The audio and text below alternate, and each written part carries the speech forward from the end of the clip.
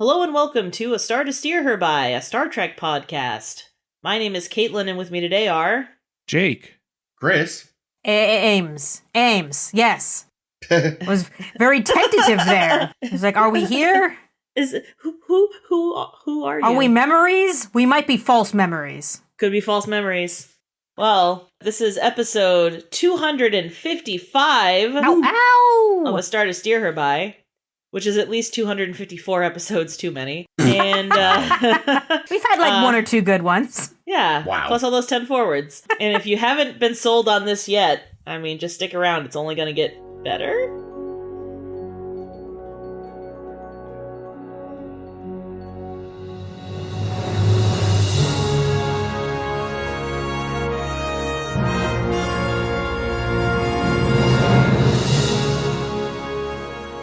We're here today to discuss 2 more episodes of The Voyager.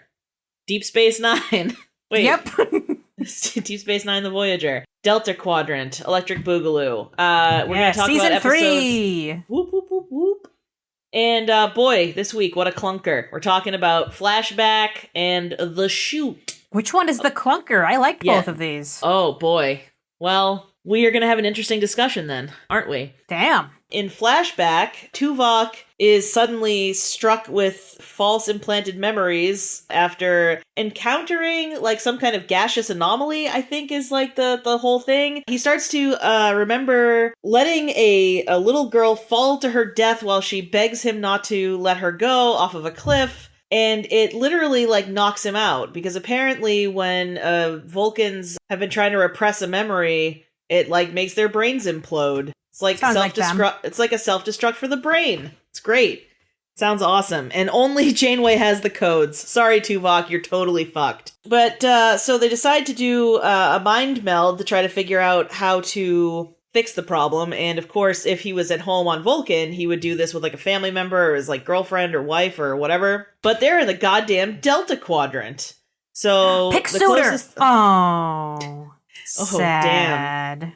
Actually, kind of wonder why he didn't pick Kess, because they've been doing all kinds of telepathy fun times together, but instead he picks his good friend, Janeway. And she's like, all right, let's go find that memory. But instead of going back and finding that memory, she finds herself on board Star Trek VI, Undiscovered Country, whatever the fuck it's called. Is that what it's called? Yeah, oh, good for me. Great. For a minute, I thought that was Star Trek V and I had fucked it up, but that's the Final Frontier. Yeah, I know. Thank you. So we're on board the Excelsior. Yeah, the Excelsior. With the blue chair. With Captain motherfucking Sulu, and it's great. And also Yeoman Rand, who's now Lieutenant Rand or something. Commander. And Grace still can't act. Yeah, I was gonna say, who is doing just a terrible fucking job. Oh, trying to impress the captain and make lieutenant. Sweetie. Huh? You poor thing. She used to be better is what was really sad. Yeah. Like, she was never going to win awards, what was really sad is that she had to quit acting because she was sexually assaulted by producers. That's what's actually really sad. That is true. So good for her. I'm glad they brought her back, but damn, she's terrible. The acting styles in the 60s were incredibly different, too, so... That's true. But anyway, we wind up kind of living over the Battle at Kittimer? I don't even know what they're living over. No, they made up an extra one. Oh, this is not even a real thing that existed before. No, it's a retcon. Oh, cool. We did see the destruction of Praxis again. Yeah, that's what it was, Praxis. We saw that. Thank you. Yeah. And we see Captain Sulu gets the word that that Kirk and Bones are being held by the Klingons and they're on trial and shit. And Starfleet's like, you better not go help. And Sulu's like, get fucked. Yeah. And decides he's going anyway. And Tuvok is like, sir, I have to object because as an ensign, I feel that you are disobeying Starfleet orders and I think I know better. And as your professional tea bringer. Yeah. Great blend. Good work. Someone wants to make lieutenant.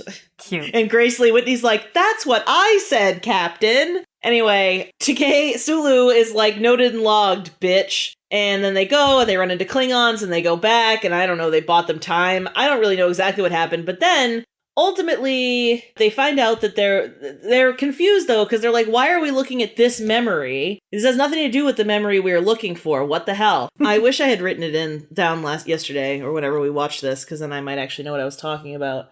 But ultimately, I don't remember what happened. So crewman Valtane is the linchpin here. Yeah, Dimitri. our buddy Dimitri, who gets dead. The false memory was like a virus. And it was distorting his like memory of Dimitri dying. He got it from Dimitri when Dimitri died. Oh, he got the virus from Dimitri when Dimitri died. Yeah, when its host dies, it jumps to a new host. So this, it seems like more like a parasite. So it took like 80 years for it to come back. Yeah. What a bitch ass virus. Yeah, it's been jumping from people to person for a very long time. It's kind of dumb. I think I actually didn't catch that part of the episode at all. I don't think I ever understood that. Maybe this episode was good and I just didn't notice. It is good. It's very clever. Is it?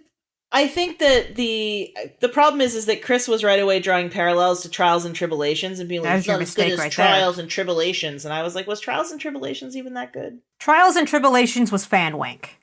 Yes. This one didn't have fan wank. Except for the teacup. I would disagree. I think they're both That was what was really funny was I was like, haven't I seen this before? And Chris was like, well, yeah, but not exactly. The teacup. So we cure Tuvok. Yeah, and everything's fine. I think, Janeway got to meet Sulu, and it was very cute. Mm. Did you mention that we ran into our old buddy Kang? Kang! Oh, I mentioned that we ran into a Klingon, but I forgot that it was Kang. Yep. Yeah, I think the Praxis explosion and maybe the teacup were recycled from 6, but everything else was reenacted. Yeah, they had to reenact a lot because they realized, like, the actors, because they actually got, so they got, Takei and Whitney. They also got the guy who played Valtane, because he was a character in Undiscovered Country, along with another guy whose name I'm sure I wrote down but can't find quickly. The guy who was the helmsman. The helmsman was also in 6. Oh, wow. Okay. And then a couple background actors who were also in 6, and they got all of them back, but said, "When you guys are older, and poor Takei doesn't fit into his uniform anymore, and we're going to redo these scenes." It's so funny, because he's still a very thin man, so it's just like, my God, you went from scrawny to sort of regular. Oh, he thinks the uniform shrunk. Yeah, sure. Oh, really? George. I mean, again, that's normally bullshit. But again, in his case, like he doesn't. No, he was much more life when he was younger. I don't know. Yeah, but it's only been a couple of years. Yeah, it's like really. 5 years earlier. Yeah. Like it's not the middle-aged spread. I've gained some weight in 5 years. No, I know, but I mean, again, he's still so fucking lanky. So the amount of weight you have to gain between sizes is less when you're smaller. That's fair. It's like 15 pounds as opposed to like. In the upper levels, it's like 35. So that makes sense. But yeah, the other reason I think that it's probably fine they did it anyway wasn't just because the actors look different, but like there would be a deeply appreciable difference in film quality. Okay. Because you'd be going from movie film to TV film, and like you were just like, oh wow, the lighting suddenly got a lot cheaper. And the color gradients are different. And they had to pick different angles in which it would be clear, oh yeah, we swear to God Tim Russ has been here the whole time. Wink, wink, don't you know? And also, as you pointed out a few weeks ago, it's not the same chair. So that would have caused a continuity. So really, there were many good reasons to just recreate the scenes. Yeah, and I think they did a good job recreating the scenes. That was nice to see. Yeah. They did get a new chair. Did they have to rebuild the rest of the sets too, or did they already have... They had in storage some, like, panels and shit, but a lot of it they had to rebuild. And I guess it sounds like, I'm going to say the Akutas, but I could be wrong. But I like giving the Akutas credit because they're great. Lots of, like, time just spent looking at all the existing footage from TUC and be like, okay, this kind of looks like something we're going to have to rebuild. This, I don't remember what it was. Let's find this thing. I'm sure it's in storage. And they just went through the whole thing and rebuilt as much as they could. Because they had to basically make the whole bridge. Yeah. It sounds like they mostly reused, I'm going to say the battle bridge kind of as their template. Yeah. Well, the battle bridge, I feel like, was also a redressed set. Initially, they usually are, yeah. Like a lot of these sets have probably existed since the motion picture and have just been modified many times since. I also think this isn't something I meant to look this up to be sure, but I feel like I read a long time ago they had to possibly completely remake the Excelsior model or something because it had previously been modified into the Enterprise B or some such. Oh yeah, for generations they added a bunch of shit to it. Yeah, they put that stupid bulge on the front and added but then again, 2 extra impulse engines. They probably could have just gone and bought an off-the-shelf model kit, honestly. Like, In fact, because they had done that. Like, there's lots of examples where they've used off-the-shelf kits when they need Christmas tree ornaments. Yeah. Well, like, wasn't it in Cause and Effect, the Enterprise that blew up? They just went out and bought a model Enterprise and blew it up and filmed it from a bunch of angles. Maybe. I think even in TOS at some point, like, they even resorted to that at least once. Yeah. So this episode, it's interesting, right? So initially they present it as, oh, this is a repressed memory. And like and I was a little irritated at first because like the Doctor is very credulous about the concept of false memories and talking about like, oh, well, false memories repressed memories, not false memories, repressed memories and manifest. And I'm like, can we please stop pretending like repressed memories are a real thing? And then I was pleased that in the end it turned out to be a false memory, which is like, kind of doing the old switcheroo. So M. Night Shyamalan shit. Yeah. I'm like, Tuvok was dead the whole time. Yeah, because like oftentimes cases that are initially thought of as being repressed memories have like universally turned out to be false memories, just implanted false memories that people have. Oh, okay. Like the satanic panic and all that shit. Sounds like a good song. Yeah. Satanic Panic? It could be. Satanic Panic at the Disco. I don't know. Yeah. Yeah, I think the device they used to get to K in the episode was quite clever because it wasn't just time travel or Kirk stuck in the Nexus or something a little bit silly. It was something that was actually new, which I appreciated a whole lot. Yeah, and it gives us some more background on Tuvok. It's fun that, when he was just a baby, basically, 29-year-old, which is, very young for Vulcan. Although Tuvok's, new background is let's invert Spock's. Yeah, he didn't want to. His parents forced him into Starfleet. Yeah, and then he tried to do the Kolinar, but whereas Spock couldn't finish because, I don't know, Voyager poked him in the brain. He had feelings or something. He got a boner. Farr kicked in.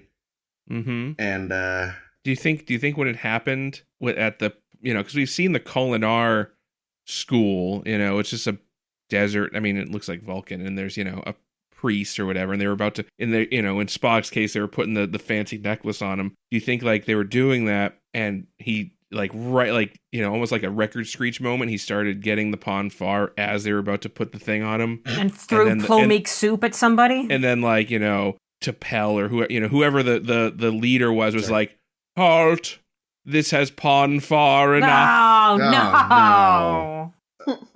Think they dismissively just kind of hung it on his boner. Ugh. Yeah. It's got weird. Those Vulcan boners are notoriously robust. Mm-hmm. So it sounds like Tuvok didn't hit his farr until he was in possibly his 30s then. Which seems to match up Spock, because I think they do nothing in all of Star Trek but retcon what farr is and when it happens to people and what the fuck, because it makes no fucking sense. Well, I think it's every 7 years, but you don't typically hit it until you're an adult for the first time. Unless you're mutating baby Spock. Yeah, I think in that case I can chalk that up to being on a weird fucking planet. Yeah, and having had your entire body and being start over. Terrible movie. Or maybe it's like a thing like maybe adolescent Vulcans get it, but they just jerk off or something. God damn it. Like here's the thing about the farr. It's probably not like an actual biological thing. It's that because Vulcans don't jerk off, it just like it builds up like the tension, and like they've just figured out that there's a 7-year limit essentially of how much spunk you can have backed up before you blow your top, and that's what they call the farr. Oh dear. Anyway, so I like we learn a new detail in that Tuvok left Starfleet for 50 years. And that's something interesting about Tuvok, because you think he seems very, very into being Starfleet, doing missions, being by the book and all this stuff. That's what he likes being a hard ass, and he realized Sulu's ship wasn't going to do that. Great place to be a hard ass. But I not love under Sulu, fucking- because Sulu is Yeah. too emotional and won't do the logical thing. Rescue Kirk? What the fuck is wrong with you? We shouldn't rescue Kirk. I mean, I gotta say, though, it is funny, like, Rand getting all pissy at him, and it's like, I mean, here's the thing. He's a stick in the mud, but he's not actually wrong. All he's saying is you are in direct violation of orders, which is true. Yeah. So, Put it on the record. I'd like it to be on my record. And then this record apparently got wiped. Sulu. Well, it also, yeah, I bet you a lot of that was also covered up by Starfleet, right? well, because it was, I mean, by both sides, because Yeah. that was a big old embarrassment. Mm. Like, oh, wow, a lot of our people were conspiring to keep us Let's just- from liking each other. Let's just agree to sweep this whole incident under the rug. Yeah, we'll talk about the fact that we started a peace conference and leave everything else out. Mm-hmm. You think at any point, like, you know, any of the conspirators were like, hey guys, do you see the irony of us all working together to keep ourselves apart? Because, I don't know, we seem to be proving our own point really wrong. But that is not the point Ends of this justify episode. the means. I don't know. Yeah. Yeah, so Tuvok left Starfleet for 50 years, and I guess I wonder if that they only put that in there because people would be wondering, like, wait a minute, if Tuvok was alive and in Starfleet, 80 years ago, how is it that he's only made it to lieutenant commander? He's not even In lieutenant commander. Or he's not? He's just straight lieutenant? Yeah, thought he was I lieutenant actually- commander at least. No, that's the funny part, because I actually noticed in this episode, like, because he had a good close-up of his pips, and I was like, how is this motherfucker only a lieutenant? So, okay, so yeah. If he'd been in Starfleet for 80 fucking years and was only, I mean, I guess, but even at that though, like, he's clearly been in this version of, this Starfleet career for at least 20 years at Yeah. this point. So it's apparently career advancement is not a priority. Yeah, tell that to Harry Kim. Mm. Yeah, exactly. Everyone makes fun of Harry Kim for being the eternal ensign, but no one talks about Tuvok, the eternal lieutenant. I He's feel one like level above Harry Kim, and he's been in Starfleet for Well, decades. I feel like Two, because there is Lieutenant JG, That's true. which I think is what Tom technically is. Sorry, go on. I was just gonna say, I feel like the only like two Vulcans that we've really seen a lot of in Star Trek, aside from like what's her name? What was her name? In Starfleet is what I mean, but the lady that Saavik? Kirstie Alley played, yeah. Aside from her, we've mostly seen like Spock and Tuvok in Starfleet, and Spock is always like, no, I don't want to be captain. I just feel like maybe they're not super ambitious for some reason. Yeah, I mean, he was a But he was a captain. Like, eventually, but even in TOS, he was a commander. I just feel like he never seemed like he wanted to be in charge, though. You know what I mean? maybe it's a thing like, maybe Starfleet figured out that, okay, we got to promote the humans because they need their egos stroked, but Vulcans don't need that, so we can just let them do what they do best and not worry about the promotions. There we go. Well, plus, like, you wouldn't really want to waste, like, your Vulcan science officer on something else. Like, there's nobody else probably as well trained and, smart enough for that job. I don't know. Yeah, except another Vulcan science officer, as I think we saw in like TMP when Kirk is like, oh no, my Vulcan science officer got killed. Get me another one. Yeah. Was that one of the ones that was involved in the transporter accident? Yep. Oh, Mhm. boy. R.I.P. that guy. Well, I think what is they made Deckard do it until Spock showed up. Because that was because he couldn't get Spock, so he requested a Vulcan. And then when they couldn't give him a Vulcan, they figured, well, how about a pedophile? Yeah, but Decker was the captain. yeah, Decker was not he was the captain of the Enterprise, and Kirk showed up and was like, Yeah. nah, I'm going to command it for this mission. no, I know. But then they apparently he was somehow qualified to be the science officer. Yeah. But that was a weird mission anyway. So Oh, for sure. we're way off course. Yeah, another factoid I read about this episode is that they had planned to try to get Nichelle Nichols to do a cameo as Uhura, but it would only be on view screen, and it would be like her basically radioing in to Sulu to say something or other. Maybe that would be her like telling them about the Kirk McCoy incident. I don't remember what it was going to be. But she declined because she thought the role would be too limited and it wouldn't be really worth her time. Even though Takei was like begging her, being like, let's get together and hang out on Star Trek. It'll be fun. And she's like, no. Well, in reality... Go ahead, Chris. I was just kidding. In reality, they probably would have filmed their scenes completely separately anyway. Oh, maybe. What would they have had for her to do? Be on the view screen and say a single thing. Oh. Yeah, so I guess this means that every TOS main actor now has appeared in the post-TOS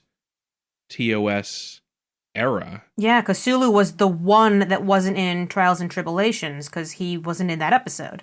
I mean, I'm not even saying, like, not even including archive footage. And we get Rand now.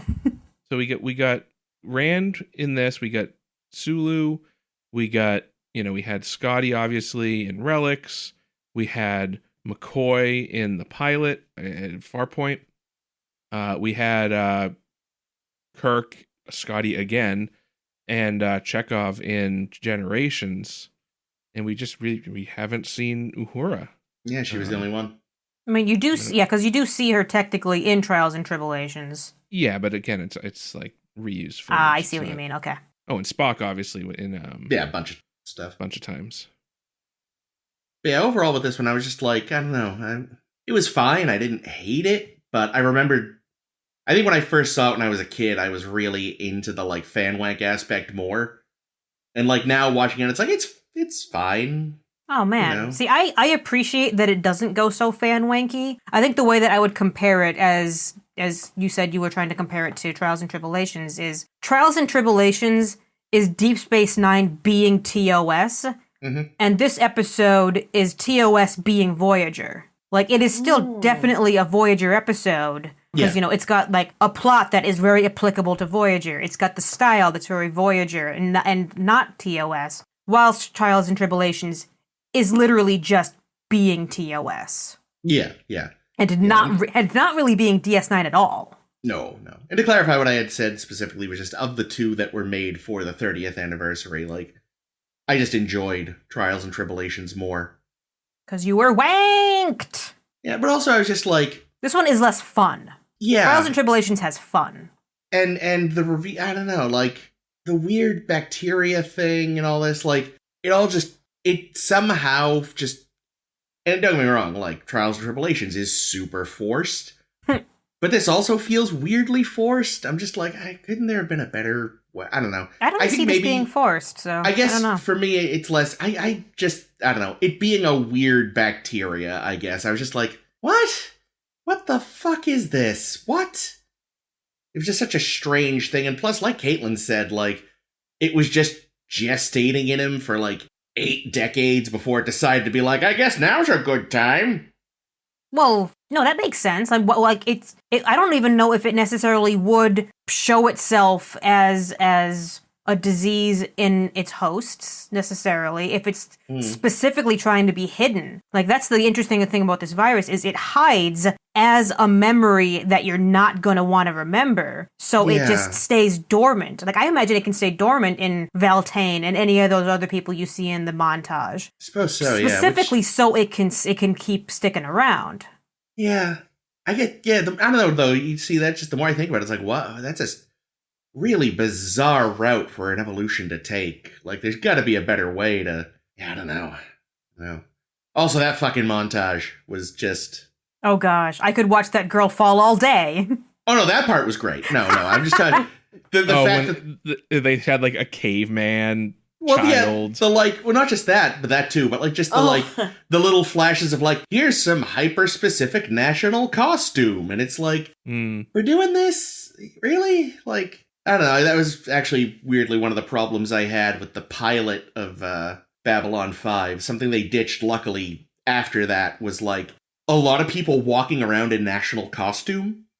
And it's like, even when this show was made, these were things that were only worn by people at, like, historical festivals and stuff. And shit, yeah. It's like, here's what we used to wear 130 years ago or whatever. So, like, the idea that they would come back...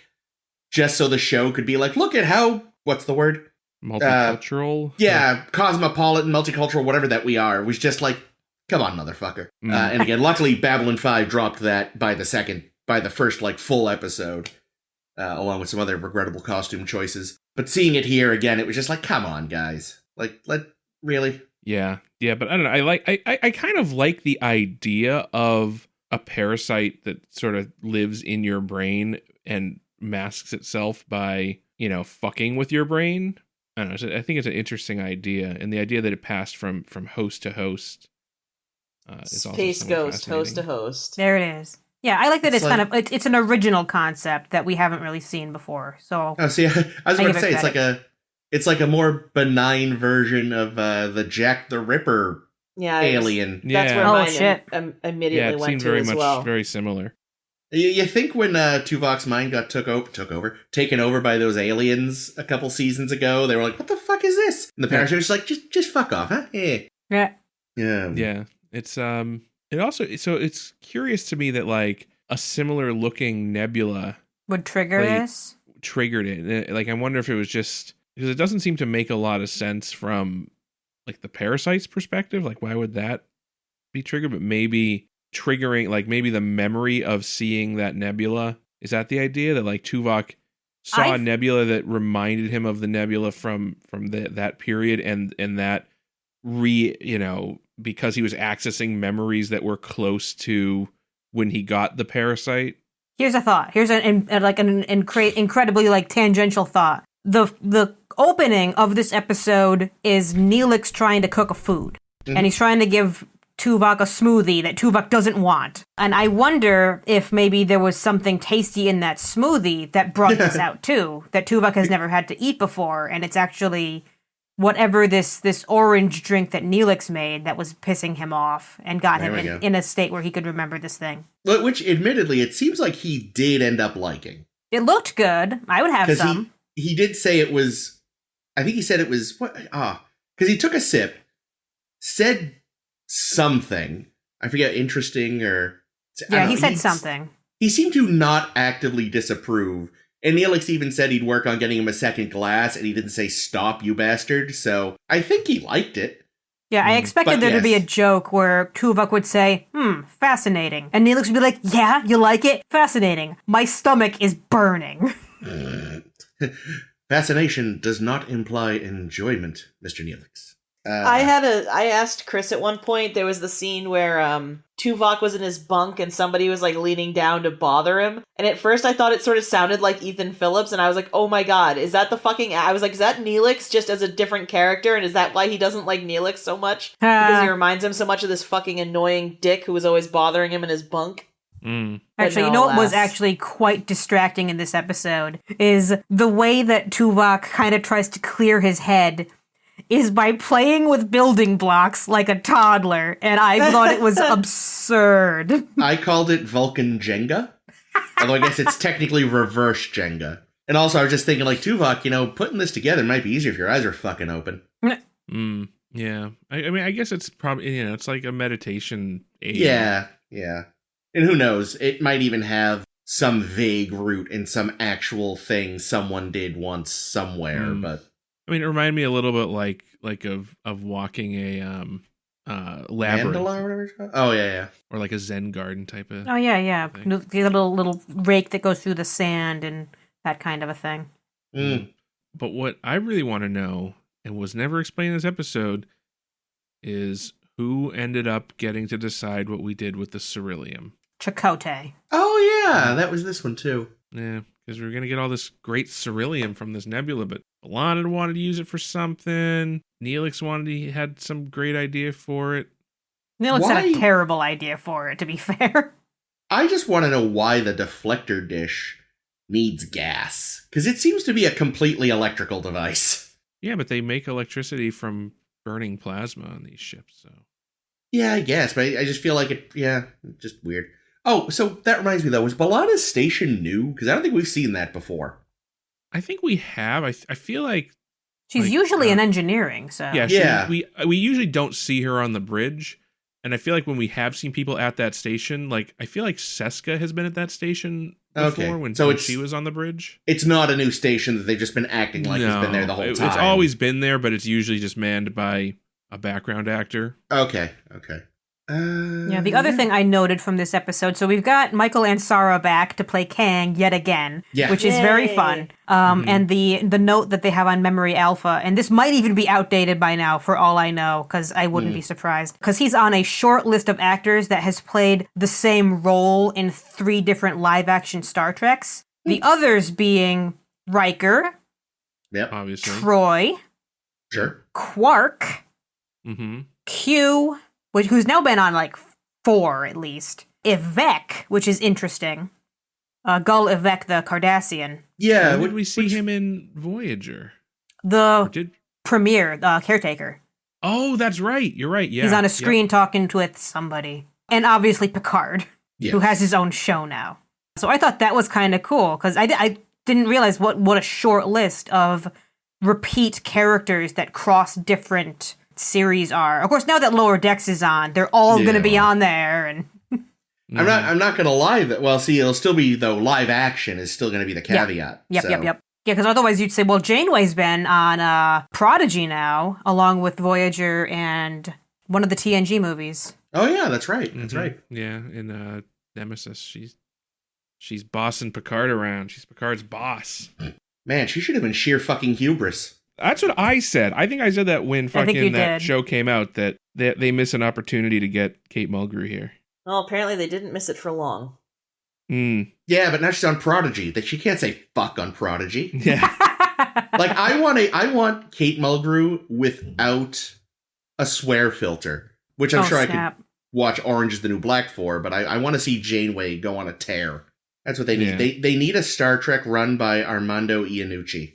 Whoever that is. That's the guy behind Veep and oh gosh, a very sweary British political show that I can't think of the name of. Oh, The Great British Yeah. Bake Off. yeah, that one. Fucking straight. Something straight. No, in the Loop. No, I think that Is was it- the is it- movie. Is it the one with Capaldi though? Yeah. Yeah. And I mean, Capaldi's character was the most sweary, but in general, his shows are quite sweary. Yeah, I'm a big fan of Veep. I haven't seen the British original though, so. Yeah, the British one, I did watch it. It's very good. Anyway, that's neither here nor there. I'll leave us with a quote from this episode that I liked. When Sulu tells Tuvok, "Don't tell me Vulcans don't have a sense of humor, because I know better." That was good. I'm like, yeah, you tell him, Sulu. I'm not here for your Vulcan shit. I don't know. I liked it. I thought this was a good thing. I liked seeing Sulu emerge from smoke like a kraken in the ocean. Yeah, I mean, I didn't hate it, but I guess I'd remembered liking it more previously. I also think I thought they spent a lot more time on the Excelsior. Why did I say that so weird? Excelsior! Sensors. Yeah, seriously. Sensors indeed. Also, my mood going into it was a bit difficult because I'd had some problems with an order. I had my own little pizza rant, but I shan't bore you all with it. Oh, go on. No. Things just went wrong. I'll leave it at that. Oh, so no. I was also going in a slightly sour mood. Damn shame. Oh, shoot. Speaking of... All right. In the Chute, it's a case of mistaken guilt again. This time, it's Harry Kim and Tom Paris, and they've been... Kirk and McCoy are on the Klingon prison Right. world, and I had the same thought. Yeah. So O'Brien has been accused of murder, and he's serving out his time in a hellacious underground. And actually, in a way, it's also for I have seen this. The sky is hollow, and I've knocked on the planet, or whatever the fuck. What the fuck's that episode called? Wow. For the world is hollow and I've touched the sky. But Yeah, he wasn't in prison. yeah, but he was in a spaceship, and he didn't realize it. No, the Okay. inhabitants didn't realize it. Well, whatever. Suck my dick. It's sort of similar. Is Fair all enough. I'm saying. Yeah, go fuck yourself. Wow. Yeah, Anyway. they thought it was a planet. It was actually a spaceship. True, yes. So, anywho, so Paris and Kim have been arrested because there's been a bombing, and they are suspected because they use dilithium, and trilithium was used in the bombing, and as we all know, dilithium can be easily converted to trilithium. Can it? So Holy shit. I Now have it no can. idea, Just apparently. add another one. Just add one more. Because Man. there's no, yeah, really, it's just 3 lithiums. It's No one one- and a half dilithiums. No one tell Malcolm McDowell how easy it is to make trilithium. He'll be pissed. And they don't have any ships around that run on trilithium, so it's gotta be these dudes. what with their dilithium, and they're making bombs. And so on top of being in this horrible prison world where everybody is like kicking the shit out of each other, they've also got these, what do they call them? The clamp. Clamp, that's it, thank you. The clamps! Thank you. God, whole episode. Glad it wasn't just me. They've all, the clamps. They've all had these clamps attached to their heads, and it seems to be pissing them all off. Like, not just by being there, that's annoying enough, but it seems like they're doing some stimulating of something in the old brain box to make people more irritable. And so they all just kind of kick the shit out of each other, and that's actually our opening, is Kim getting his ass kicked and for a Paris very long stopping time. it, I guess. Yeah, it was uncomfortable. While we're here, we meet our friend Zio, who is a big old fucking tinfoil hat wearing motherfucker who's like, they're recording it all, man. They're recording what they're doing to us. It's all a fucking government conspiracy. And like, he's probably right. And he kind of is, they say at the end. Yeah. He's still a nutbag. Yeah, he's definitely cuckoo nuts, but he seems to be doing better with the clamp than anybody else. True. But, and, you know, so they're like, we're going to find a way out. You know, they think that they're lots of kilometers or something underground, whatever the fuck a kilometer is. And, and, I'm not keeping it in. I'm trying my best here. And, how many football fields is that? So anyway, they think they're underground. Turns out they're the fucking space and, hurtling through space. And it also turns out that Paris is gonna fucking do a die because he gets shanked in the gut by some dude who I guess his clamp was on too tight or something. So they're trying to get out, and in the meantime, while these guys are, you know, doing their thing and trying not to do a die on prison planet or prison asteroid or prison station? Shuttle, whatever station. Outside, though, Janeway is trying to get shit taken care of, and they're talking to the people from Akratiri? Yeah, that sounds right. Akratiri. And they're like, well, we found your guys, but bad news. They've already been sentenced to life on Prison Planet. And Janeway's like, but like, what if we could prove that they didn't do it? And they're like, we don't really care. But she decides she's going to try to prove it anyway. And what she finds is a brother-sister pair of terrorists who apparently actually did it. Their ship runs on, like, quadrilithium. Paralithium. Yeah. Quadritriticale, which apparently you can also convert to trilithium. But it also turns out they know where the prison station is. And Janeway's like, well, you're going to fucking take me there, you little bitch. And they're like, I don't think so. Not unless you, I don't know, threaten us with something. And she's like, okay, well, I guess I'll turn you into the authorities. And they're like, fuck, I guess we could take you there. But on one condition, you have to let us free our friends too. And Janeway's like, no fucking deal. And they're like, okay. I hate Janeway. I feel like the way that they did this whole episode was just them trying to show that, like, she's not soft because they didn't want to hear about, like, oh, she was being all soft and womanly. But I don't really feel like this is how it would have gone. I feel like she would have been like, yeah, sure, tell your friends we're coming, whatever. This episode, she's like, fuck the Prime Directive today. Any other day I wouldn't, though. That's one of my many complaints. There's, like, a lot. And so anyway, happy ending, they get there, they pick them up, and they, like, tell us, don't show us. Like, they just kind of cut back to the ship, and they're like, well, glad that's all done. Yeah. And I'm like, the fuck? The fuck?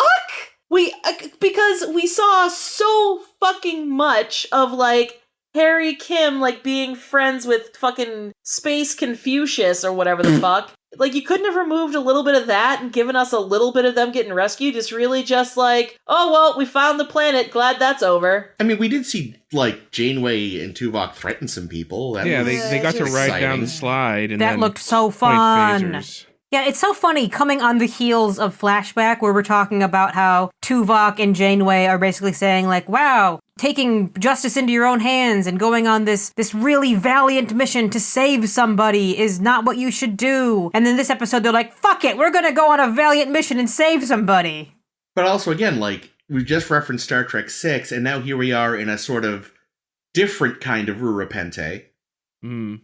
You know, it's like, we don't really need that, well, Rura Penthe had some guards, but, like, this one has none, basically because there is no escape. Yeah. I mean, the Klingons could take a page from these guys' book, though. You know, I put people on a planet, and you could just put them on a space ship. Because whatever the hell they were mining on Rura Penthe, the Klingons did want. I think they were dilithium mines. I think they said That sounds right. So I fucking hated this episode. Yeah. Damn. I didn't hate it, but Well, see, the thing is, the problem is I know we're not done with this, but I have had my fucking fill of wrongfully accused Starfleet people in prison. Like, this has got to be the most overused fucking plot in all of Star Trek. I don't know. Like, I can never be done with Starfleet officers wrongfully accused of prison. I'm so bored of it. We've done it so many times. It's been done better. Like, they should have stopped after, Chief O'Brien's magical brain adventure. yeah, hard time. Thank you. Because that was like, there was a bit of a twist on it. They did some really interesting stuff.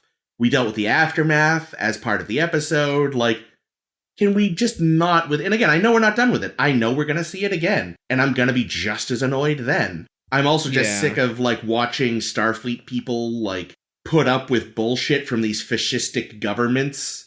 Oh, yeah. And the Ecriterians are terrible. Well, and that thing, with these, falsely accused Starfleet people, it's almost always a terrible government, which is why, the justice system there is so broken. But, then to have Janeway be like, you know what, fine, I'll do your police work for you to try to get my men freed is really? That seems an odd choice, because like you said, Ames, first of all, that does seem to be, against the Prime Directive.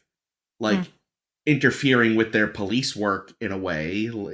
And then again, to then realize it doesn't matter anyway, and then just be I don't know, really indifferent to kind of the shittiness of all of it. I know you can't really interfere, but fuck it. Spring some of those guys. Why not? Yeah. At one point I was like, you know what, Janeway, just go General Order 24 on this planet. Please. Yes, please. I am so done with shitty fascist aliens. I know it's not the Starfleet way, but just once, every Starfleet captain gets a little General Order 24 as a treat. Yay. Once in your career. That's a treat. Once in your career, you get to be this one. This Cisco got away with it. So. Yeah, many times. Yeah. Cisco had a lot of treats. He used up some other captains, but so many captains died during the war. They had surplus General Orders 24 there it around. is. Yeah, see, I don't think I can dislike this one because I think Harry's really good in it. I really liked watching Garrett Wong do his thing, which I will agree. Which does bring up the point that one of the things that is rough, especially in Voyager, but also in other Treks do the same thing, where it's the hard reset at the end of the episode. But you can tell in the final scene, Harry is not okay. Nope. Harry is suffering from a ton of trauma, and they're just nope, you're fine. You're fine now. Yeah, no, I will give you that. While I didn't enjoy the episode, he did a great job. There were some moments where Tom was dying and knowing he was dying, and he did. Yeah. Robert Duncan McNeil did really well. When Harry was about to kill Tom, I was like, man, this is great. Yeah. This is some good there's some stuff. really good acting, but I just story wise, I was Yeah, I don't think that they did enough to make this scenario interesting. I guess, the difference that they probably were going for was, in this case, where you've introduced this idea of the clamp that will make the inmates sort of police. Well, in the sense that they'll just be killing each other all the time, so we don't have to worry too much about. Yeah, they won't unify and rise up.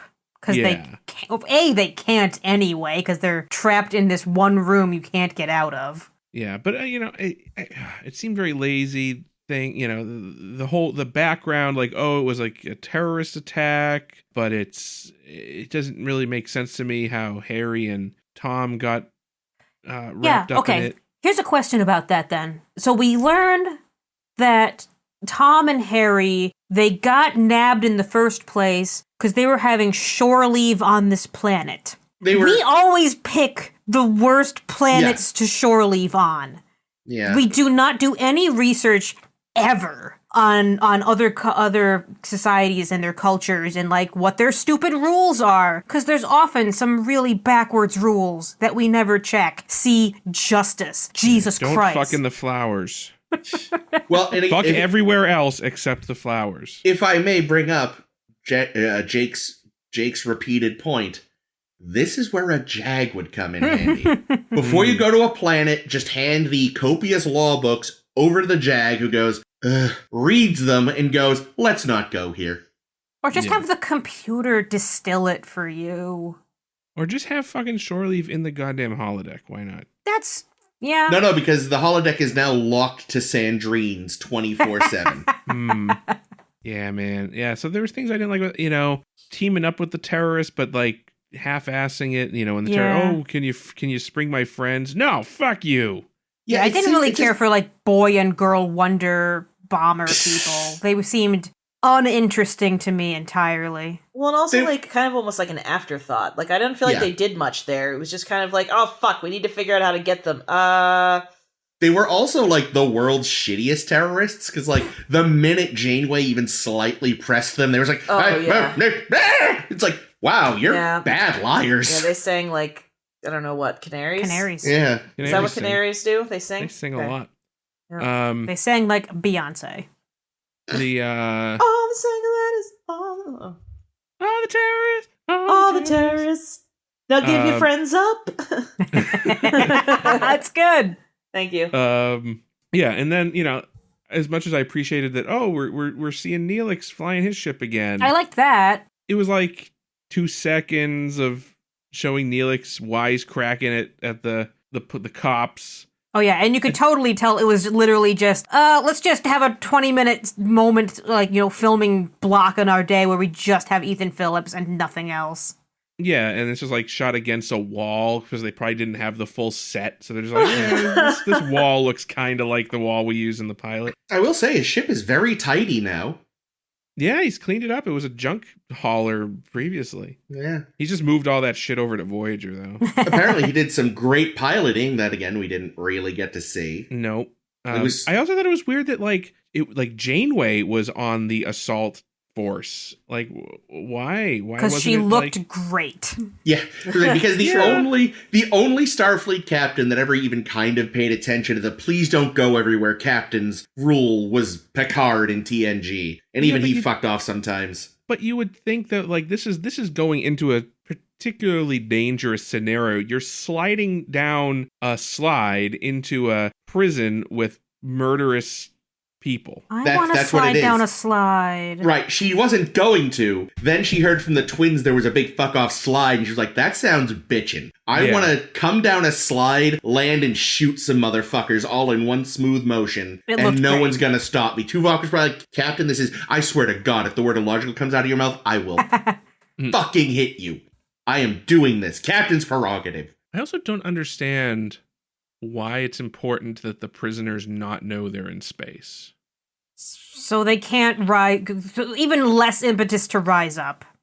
But that's why you think you'd tell them. Oh, wait, that's a good point. Yeah, okay. Like, now I'm more lost. Like, because if they think that they could climb up that slide and free themselves, then they're going to keep trying to climb up the slide to free themselves. It's funny. All I could think of when the space reveal happened was Portal 2, because in the, like, make your own levels PC DLC they made, there was this whole running gag of the fact that the complex in that one was in space, but it wasn't actually a secret. Like, it was told up front, but somehow people kept trying, like, to, arrange escape attempts and discovering, quote unquote, that they were in space because they somehow just forgot or something. So there's repeated messages from Cave Johnson about the fact that, yes, we're in space. Congratulations on your discovery that there is no air in space. Oof. So I was just like, yeah, that's weird. But yeah, that was my first thought. Actually, no, I think I called it exactly 2 seconds before it happened. Like when there's some kind of hatch, and I was like, they're in space, aren't they? Oh no. Yeah, I don't know. The Harry and Tom stuff was mostly good. Almost everything else about this episode felt very phoned in. I thought that they did a really good job on the makeup on Paris while he was, like, dying. Like, I was like, oh, fuck, he looks sick. He looks real fucking sick. He looked jaundiced, which, if he got stabbed in the liver, would maybe make sense. But yeah, no, he looked like hell. Sure did. He did not look good. Still looked better than that time he was turning into a lizard, but that's not saying much. Then he looked great. I also was expecting them to escape with Confucius with their buddy. Yeah. But then they're stuck with him. Well, they could have dropped him off somewhere. Yeah. I mean, it seems like, because he seems like a generally all right guy. Yeah, I mean, like you said, he managed to overpower the clamp through the power of, I don't know, mindfulness or whatever. Psychedelic Yeah. mushrooms. Yeah, like of all the things, like, all right, fine, you don't want to spring a bunch of terrorists, but I mean, come on, spring Zeo. He seemed cool. But also, spring a bunch of terrorists. The people running this government are fucked. Who did they spring? Because didn't the siblings say spring our friends in the Open Skies group? Yeah, and then Yeah, but Janeway Janeway said, no, refused. fuck you. Oh, okay. I think the only reason Tuvok, Neelix was like, it's a bit cramped back there, was just because they had Janeway, Tuvok, a couple other security officers, and then Tom and Harry. Oh, okay. As far as I know, they didn't bring anyone else. Well, and Probably presumably for the still the kid terrorists, right? Or no? It was unclear if they were actually on the ship or had They just just kind of disappeared. Yeah, they gave the I information. bet they just dumped him in. They Yeah. pulled out Tom and Harry and threw those kids in and were like, suckers. Good. Like, slammed the hatch. Good. They were terrible. I did read. Okay, so Peary, who is the little girl, played by Rosemary Morgan, who is the daughter of Julie Cobb, who we saw as a yeoman in TOS, the episode wow. by Oh, any shit. other name, who happens to have been married once to James Cromwell. Holy shit. It's Ah. like that one from degree Conquering? of Trek. Seriously. Well, it's like no degree of Trek. I mean, she's just in it now. Yeah. It's like a Trek, the Trek family now. Speaking of Trek family, our newest, I'm not going to say friend, asshole, god damn it, Ambassador Lyria, who's the worst, Oh, played by yeah. Robert Pine, Chris Pine's father. No way! Ah, that's fucking funny. I somehow never read that. That's awesome. How delightfully weird. Say what you will about the 2009 and on Star Trek films. I like Chris Pine as Kirk. I don't. The thing is, the character is so entirely rewritten that he's unrecognizable as Kirk, so he's just Oh, playing he's- that. He is ultra drift Kirk. Yeah, he's just playing an entirely different character, so He's it's gonna- very hard to judge. I don't know. He makes rash decisions, which we've known Kirk to do. He loves pussy, which we know Kirk to do. Again, that's more drift Kirk, though. He's really good friends with Bones, which, I mean, anybody with a brain would be, but we know that to be a Kirk thing. And he's good at pushing Spock's buttons, which he does do. Pine himself grew a big old shrubby beard now, and He actually looks like Disco Doc now. Like IRL. Yeah, I'm not looking for, because I know there's another Kelvin movie in the works, it's gonna suck. and I am not looking forward to it. Why do you Right say now, I it's think gonna- there's still debate over whether or not they're going to be able to get Bones, That's why it's gonna suck. because the actor's name is gone from my brain. Carl Urban. Carl Urban, thank you. Because Carl Urban is busy doing The Boys right now, and he's great in The Boys, but it also means he's got, like, so much scruff. Wasn't Chris Pine's in the Boys as well? No. Somebody in it that looks like him? No, maybe. Kinda? But Okay. yeah, Carl Urban might not be able to be in it, in which case, fuck that movie. Oh, Dude, God. they have to get him. How could they not get him? It's They just have going to be to. a Marvel movie. It's going to be written and directed by all the Marvel people, and I don't need Star Trek to be a Marvel movie. But anyway, this episode, I also had some other notes. What else should I want to say? Okay, so Ken Biller, who wrote this episode, really wanted to kind of focus on, like, what, you know, being in this prison would eventually do to your mind and stuff, and how, like, we see the rapid decline in Harry, and how he gets, like, really stressed out super fast because of the clamp. And ideally, Biller says, I would have loved that to be because it would have been over the course of a period of time, and then this is just what would have happened naturally to the human psyche, and make a statement about, our humanity and stuff. But instead, what we're stuck with, because we can't just have them be in prison for years on end, is being able to just shove it under the rug and say, oh, it was all the clamp did it. And it's, not the best effect you can have. Still good, some good scene work, but Yeah, definitely. Yeah. My first note, Harry is having another bad day. But for all that went wrong with him, he still managed to get his hands on some product. Hair product, he means. Yeah, his hair was always very nicely gelled. Oh, that kind of product, I see. Yeah. Sure. Chris here in Aesthetics Corner. Well, no, it was just like, his hair was supposed to be like, for Harry it's messy, but it was still in reality super neat. So I just found it distracting. Well, it's like when women go for that, like, no makeup look, but it in fact takes, like, more makeup to do a no makeup look than Yeah, it does or- to do a lots of makeup look. Or, any kind of movie where it's like, they're on like a barren world, but somehow there's hair and makeup stuff for Yeah, their everyone. armpits are always shaved. Yeah. Yeah, I think Anything that's else about on it this from one, this or- episode. Yeah, it's Yeah. aside from some good Tom Harry stuff. It's kind of there. It's kind of a lot of episodes we've seen already. Yeah. Speaking And- of things we've seen already, let's talk about our Ah. Blocktivity. Hey. Yes. Whoa. All right, so in honor of seeing Sulu again, we're going to do a couple weeks worth of Blocktivities about the original series, which will be very fun. And this week, our activity is going to be like, who are our favorite one-off or like semi-recurring, generally non-main characters? It occurs to me that we didn't tell each other ahead of time who our choices were, so hopefully there's no overlap. I'm fine if there's overlap. I said Fair enough. I could pivot pretty quickly because I have a few in mind. I think there can be overlap. I don't say we do this when we pick best and worst of the season. That's true. We allow there to be overlap. But this way we can also know like who the best ones are if there is overlap. Fair. I don't know if mine's going to have any overlap, so I'll just go first and knock these out of the way. Let's. All right, so I picked three favorite one-off characters from TOS. I got to give props to Alexander, the little person from Oh, The God. Roman Yeah, he's Plato's good. Stepchildren, I think. yeah, yes. He was great. He Yeah. was a great actor. Yeah, he Great was a solid, character. and the character was also very solid. Like you can tell that they knew exactly what this character was going to be, and they did a good job with it. I agree. Good Yeah. pick. Good pick, Ames. That's it. So that's one of my picks. My next pick is going to be Sargon, just because he's fun. Who's that again? He lived in an orb and possessed Kirk's body, so that He lived in an orb under the sea.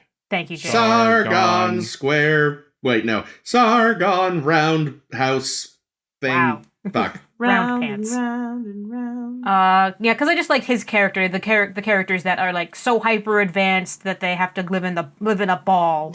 So hyper advanced that they're just a brain in a jar. Exactly, yeah. So that was kind of cool. But I think my favorite one-off character from TOS is Miranda Jones. Is who that was- from the Medusan Pulaski. episode? That's from the Medusan episode. Yeah, Diana Muldaur. What's the name of that episode? Is there no beauty Annie, is there and no truth? truth in Bloody? That's the one. Is there truth and bloody? No truth in booty? Is there no truth in booty? Is Yeah, there yeah. no truth in I don't Pluto? know, but those hips don't lie.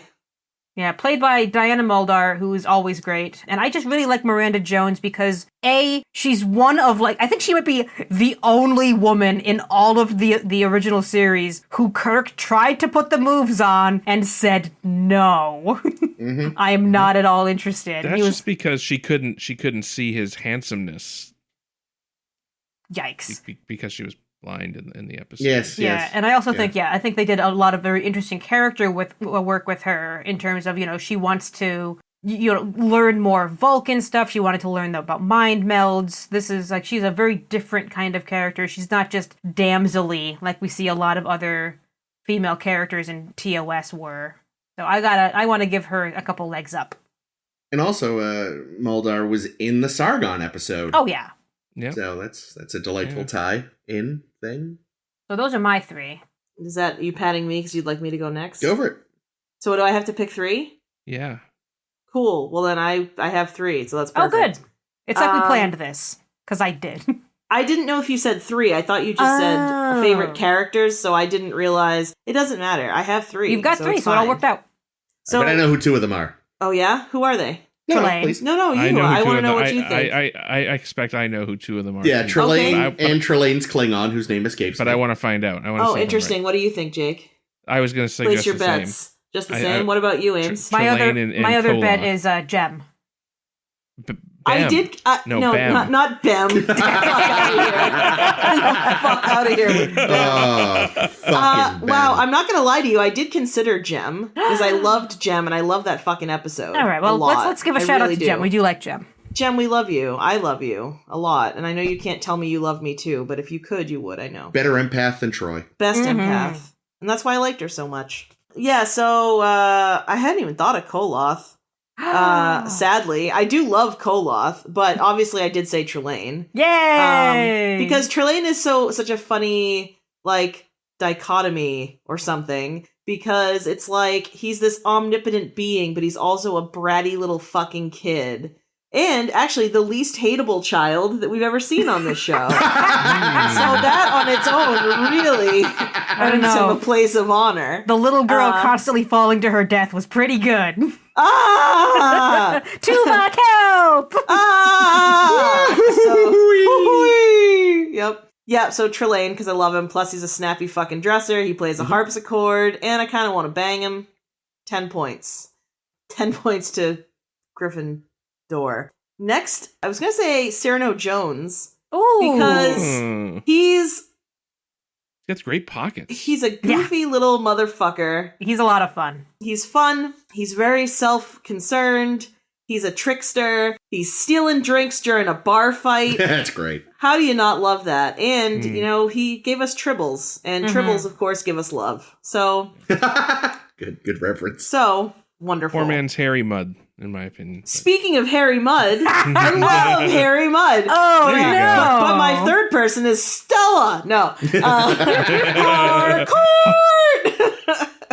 No, it is Harry Mudd because he's like Cyrano Jones, but like with an actual dark side. Like, I feel like Cyrano is just kind of a bumbling idiot. Like, I don't think he knew the Tribbles were going to be trouble. But Harry Mudd, like, has no doubt that everything he's doing is very fucking bad. Capital B-A-D bad. And he does it anyway because he's a huckster and he loves money. That's true. He's like a less refined Quark, but I love him. I love Harry Mudd. And also, I know it's not what we're talking about, but I loved our Harry Mudd in Discovery. Every once in a while, I will turn to Chris and say, "Chipper's on a beach," just because. And so, yeah, Harry Mudd for president. Nice. Yeah, I wonder if we'll see more of him in Strange the New new Worlds. show. Yeah, I was really hoping so. Oh, Strange New Worlds. I hadn't even thought of that. Yeah, maybe. I mean, the trick there, and I know, like, there's already been some mild retconning, but, like, he can only show up if Spock somehow doesn't run into him. Right, because he would that's have a good recognized point. him. 'Cause Well, Spock he has does look a lot different when True. he meets him again, you know? But because Spock doesn't know him, like, at all when he Yeah. shows up in TOS the first time. And also, Uhura would be on the ship too, right? That's right, she Uhura's is. a So, character. yeah, you've really got to, like, if they Maybe go... their Like, memories Pike get wiped gets at the trapped end on a planet with mud. Well, yeah, they could be, like, an away Pike and mission. Mud end up accused of a crime and have to There it escape from is. prison together. Yep, they have to crawl up a chute. But, yeah, that's right. They would have to be, like, an away mission that Spock and Uhura don't go on, and maybe he also isn't using his real name, so Yeah, that when and Pike they- reports back... They never put in the log or anything. Yeah, Like, yeah. pull a Sulu. Omit it from the Yeah. log. Neat. Which of you boys wants to go? I guess I can go. Do it. All right, so I chose. I went somewhat obscure with a couple of these, or really with one of them. I guess two of them are pretty well known, but I chose Richard Daystrom, Oh, that's a good one. the inventor of duotronics, and also the boy genius who created the M5 computer. I mean, I guess he wasn't a boy genius by the time he invented that, but yeah, because I like him a lot as kind of a tragic figure. Because he was very intelligent. He created all these amazing technologies and just was struggling to sort of live up to those expectations, and it drove him to be not mentally stable, and it was reflected in his creation. Don't put your engrams in the M5. That's Such- that Don't put all your engrams in the same basket, kids. first rule There you go. of making a Engrams? computer. We don't talk about engrams. Don't have sex with it. I Don't assumed tell that to engrams- Sung. I assumed engrams was a euphemism. Next up, I'm going to go with a non-humanoid character, the Horta, Sweet. Ah. the Mama Horta from Devil in the Dark. Yeah, and it's another situation. Yeah, I appreciate that it's a sentient being that is just trying to protect itself and its young from humans who are, fucking with it and stealing its eggs. And that once, and it's killing the people, obviously, out of self-defense and preservation. But then once a dialogue is established, once there's diplomacy between these two things, we can actually become more symbiotic. And then the Horta helps the miners, which I like. I like that a lot too. And then my final one, this is the one I think might be a little more obscure. Sam Cogley. Okay. Sam Cogley. Yeah. The attorney who defended Kirk. Finney's alive! He's alive on the ship! Cogley, what? Yeah, because we always talk about having a JAG. Yep. I mean, he wasn't technically a JAG. He was a civilian, I believe, in the show. Kirk's ex was the JAG. That's right, yeah. And I think they specifically said she was a JAG. Yeah. But I really liked him as a character. And I have like a weird soft spot for defense attorneys in fiction and in nonfiction too, I guess. Like Clarence Darrow type people who I'm guessing Cogley was kind of inspired by Clarence Darrow. Woof. Probably. Yeah, I don't know. I cannot do courtroom drama. It makes me too angry. But sort of standing up for what's right. And I love the fact that at the end we find out that he helped Kirk, dodge the charge. But then he went off and his next gig was defending Finney from his charges. Yeah, that's right. I forgot about that. Which I also enjoyed. That's a nice little cherry on top. So Chris's favorites are going to be Yeoman Martha Landon. Which one was she again? Chekhov's girlfriend. Yeah, she was pretty great. The one I ended up drawing for my fanfic that time. I think Harry Mudd. I think you're going to say Mudd. So here's the thing. I misunderstood the assignment and thought we were treating this like the transformations thing we did a while ago, where we each brought one to the table and talked about it. Oh, see, at least I wasn't the only one who didn't understand the assignment. Makes me feel a little better. Really trying to drag this out so I could think of three. Because I was going to sit and talk for a while about Harry Mudd, so he's certainly part of my list. I definitely said 3 in my message to you I'm guys. sure you did. I somehow missed it. We both did. We're both assholes. Normally I catch things, but this time I fucked it. I was going to discuss the fact that, the one sort of sad thing about Mudd is that they kind of drop a lot of his darker element in his second appearance. Like, in the first one, there is Really? You don't think having lots of robots that he fucks is a little weird? I mean, it is. It's not as dark as human trafficking. Yeah, and there's that moment. But it wasn't. They wanted to find husbands. Well, yeah, but there was definitely a lot of sense of him manipulating them. Like, there's that scene where he's with the sort of main woman of the three, and he's like, he drops any kind of like impishness, and he gets really dark, and it was a shame they kind of dropped that in favor of like wacky shenanigans in the second one. I still think, he's great and that's a fun episode, but it would have been nice if they'd kept that vein in him more obviously. But again, I still delight in the character and his silly hats. And I just think enslaving a whole bunch of robots is a little fucked up. It is, but I mean, They were playing him, so that they were doing a good job. Well, ultimately. That's true, yeah. They were keeping him trapped there. So yeah, gotta go with Harry Mudd. Do you want a minute to look at a list? Beauregard. Yay! Ooh, Beauregard. Actually, I was kidding, but fuck it. I love Beauregard. I do love Beauregard. I wish we had seen more of Beauregard. It would have been kind of fun to expand on the idea of this possibly sentient plant living on the ship. They should have started feeding people to it. Feed me, Sulu. I remember we all had a green mother from I don't know where. I don't remember yet. No, I mean I know where Audrey 2 is from, but I'm trying to think of a planet that would work for this one. Yeah. Cestus 5. There you go. Which one's anyway? So yeah, no, I was being glib, but no, because I remember we all had a soft spot for Beauregard, so let's remind everyone about Beauregard and how great they were. God, there's so many. The thing is, there's just so many options. Like, there's so many options. I would contend, like, when we get to talking about, like, when we do the same activity for TNG and Deep Space Nine, the characters, like, the one-off characters in TNG and Deep Space Nine are so much more, developed and interesting. Mm-hmm. Like, a lot of the characters we meet in TOS are very caricature-y. Yeah. Well, speaking of actually, yes, I guess I gotta say, Commodore Deckard. Who kills him, who flies a ship into a windsock? Doomsday machine, yeah.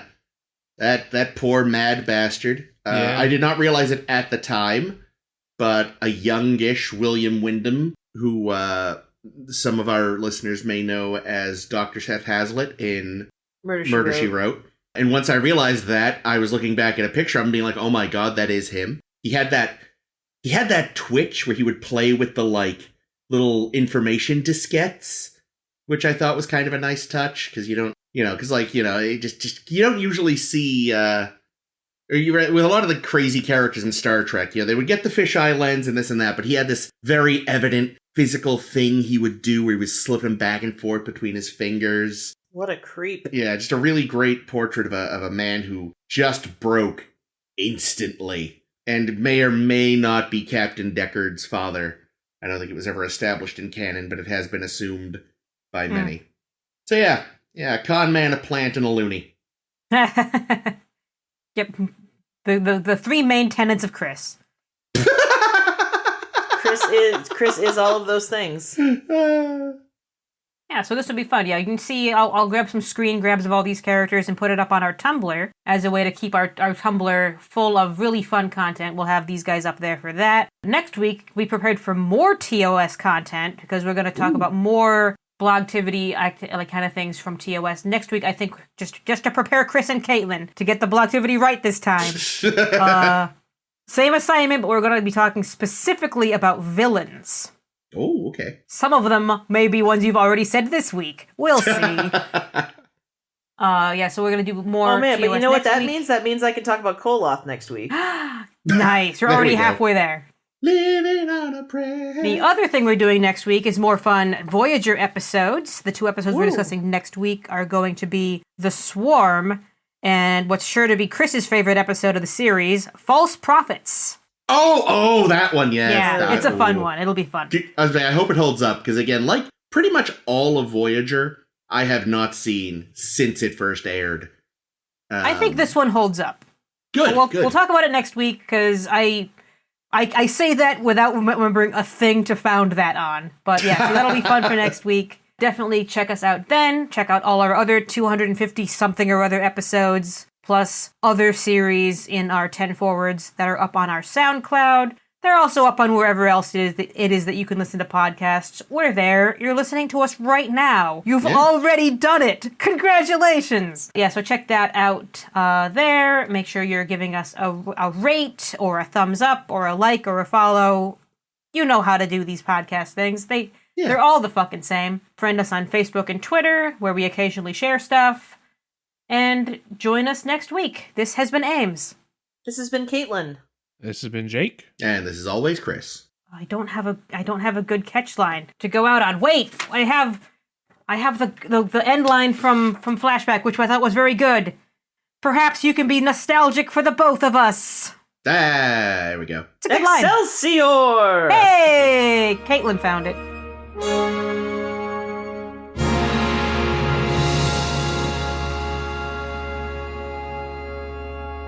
You know, Math is easier with it. 15 centimeters just sounds more impressive than 6 inches.